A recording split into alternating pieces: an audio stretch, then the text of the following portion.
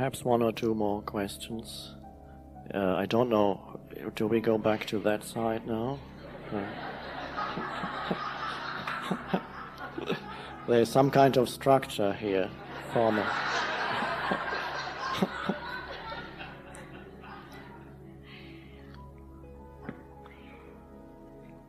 If you want to make this one brief so you can answer theirs, that's fine. I think you touched on this earlier when you talked about that fish tank where the guppies were coming out, the little fish were being rebirthed, and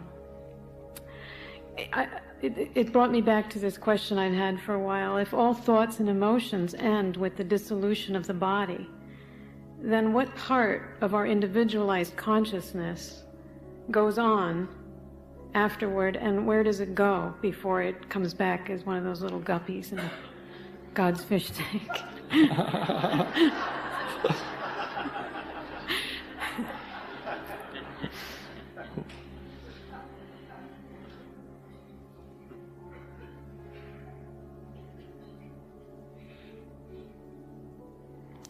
You may have heard the Zen story.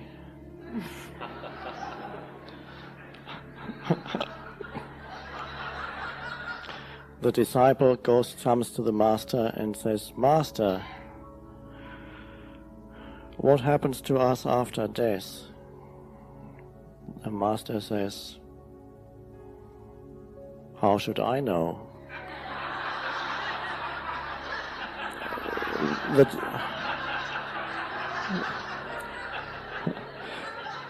This is not the end.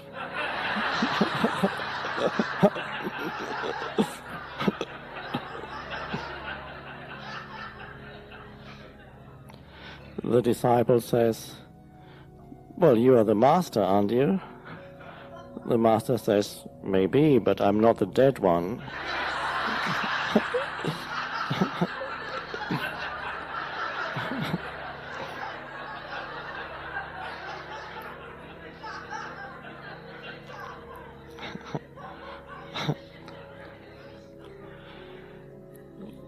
The question, let's see if this question can be answered without leaving the now.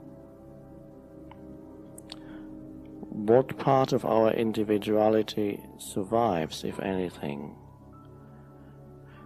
That survives, whatever survives here after this retreat is the essence. I'm exaggerating a little, because I'm sure a few other things also survive the retreat. But what we are going to is, what is it that causes you to feel and to know that you are? What is that I am? What is the strange thing? There was the philosopher Descartes, who wanted to find out, is there anything that I can know without any doubt whatsoever? Is there anything? Because he came after the Middle Ages, when people had all kinds of weird ideas and superstitions and weird beliefs. It was also an age of spirituality, but it was also an age of strange mind structures. And then he came and said, is there anything I can know? And he thought and thought and thought, and finally realized that he was always thinking. And then he came up with that idea that I think, therefore I am. Of course, he hadn't gone deep enough.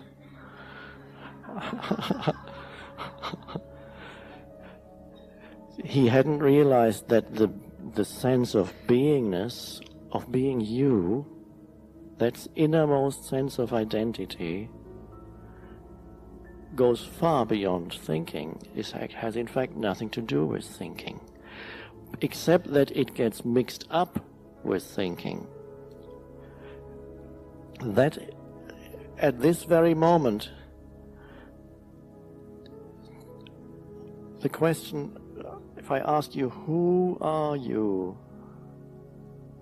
Or you ask yourself, who am I? This is a spiritual practice. And then listen within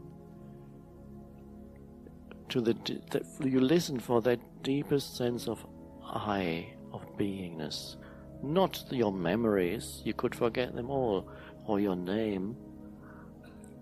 A deep is just a sense of your own beingness.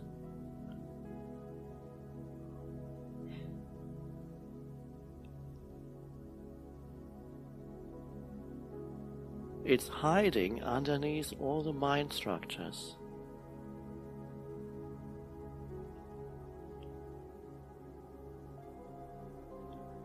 It is not, it has no form to it.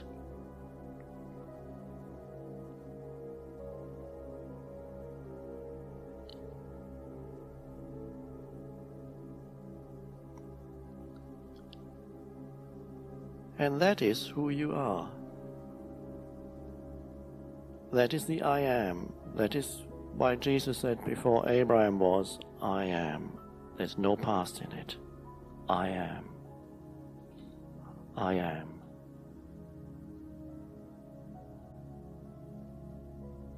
That's the formless being. Everything else is form.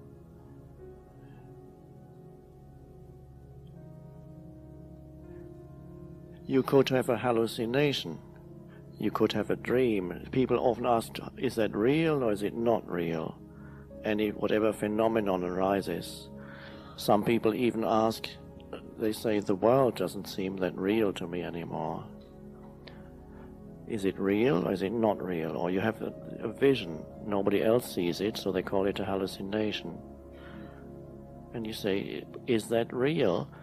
Whatever it is, any dream, any vision, any sense perception, there must be something real in it.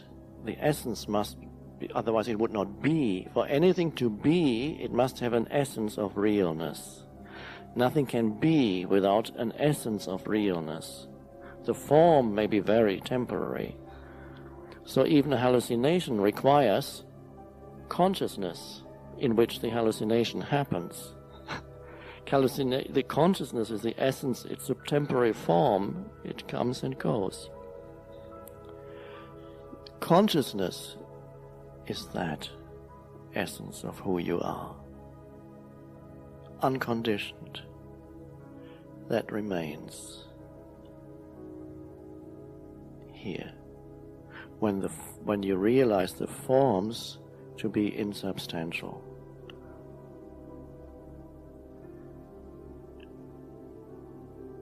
That is your innermost nature. The mind then says, yeah, but what about me?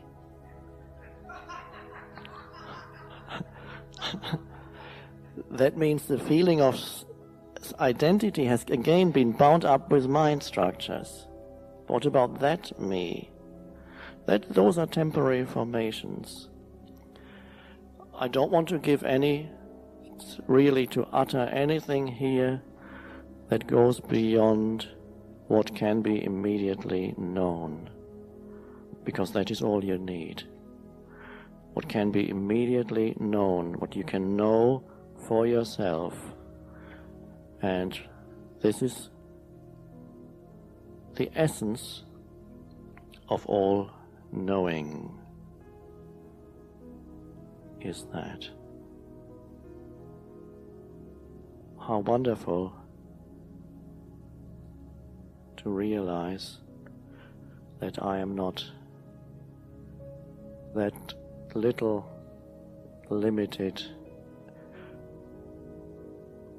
entity that I thought I was, that is recognized as a temporary formation. In that wonderful play of forms, almost one could say a seed, a potential flower for the flowering of consciousness. If consciousness flowers when consciousness knows itself, realizes itself. The universe is becoming self-aware.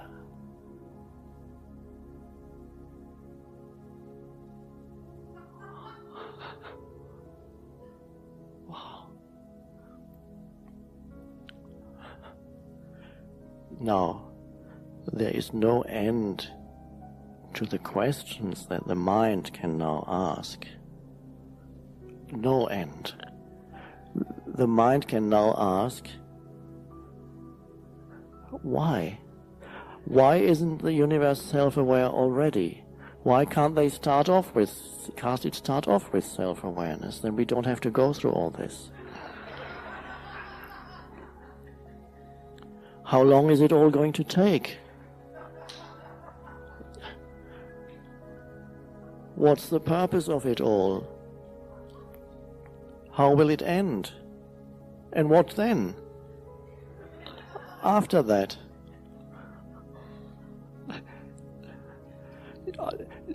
It is the mind, what I have said is the absolute limit. I rarely go that far where I say the universe is in the process of becoming self-aware, which is also not the absolute truth. It would be absurd to expect to understand the vastness through a few sounds coming out of somebody's mouth. How many sounds are there? Not many. O, E, O, F.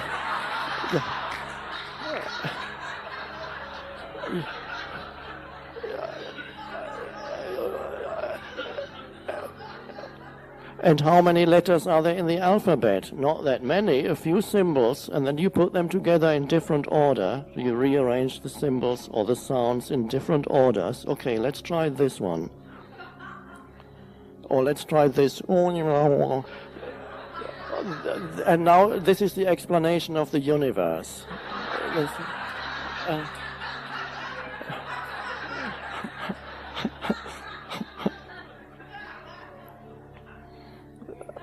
Of course, Woody Allen put it even better. You can't even find your way around Chinatown. So, that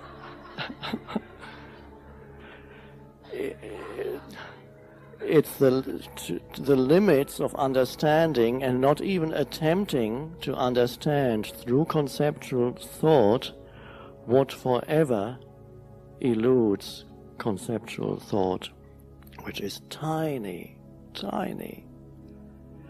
But in going within, and as space consciousness arises, there is somehow a deep knowing in that, which cannot be put into words. For example, there's a deep knowing that life is eternal, that life has no opposite, that I am eternal, and even that is almost going too far, even to make that statement, because there are no concepts or thoughts in that knowing. It is a place of simple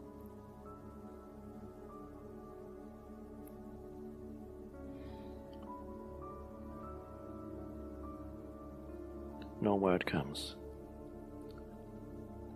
It stopped.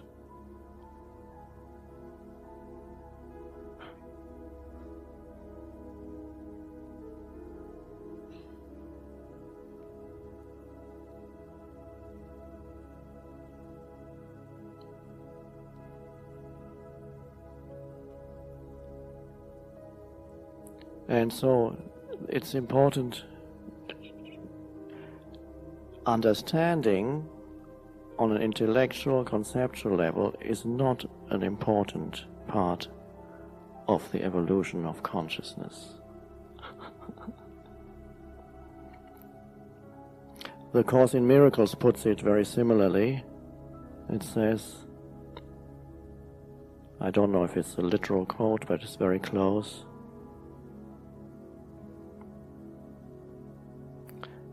It may be almost insulting to you when you are told that your understanding is not a powerful contribution to the truth.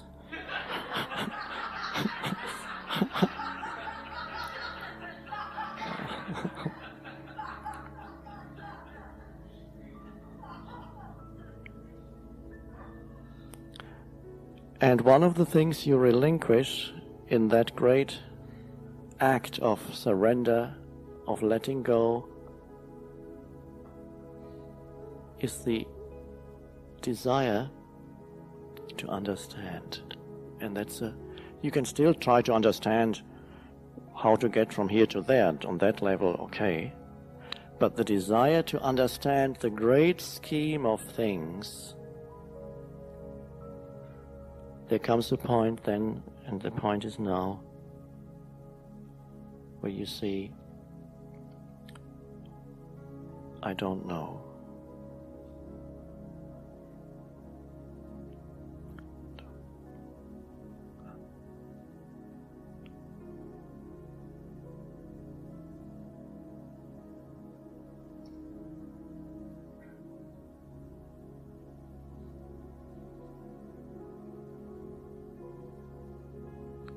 And that comes into your everyday life also, as an end of the need to continuously interpret the universe around you.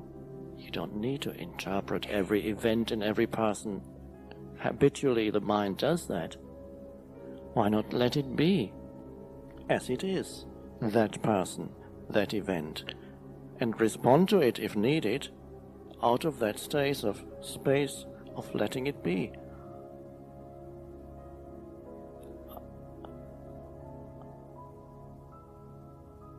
The need to figure it out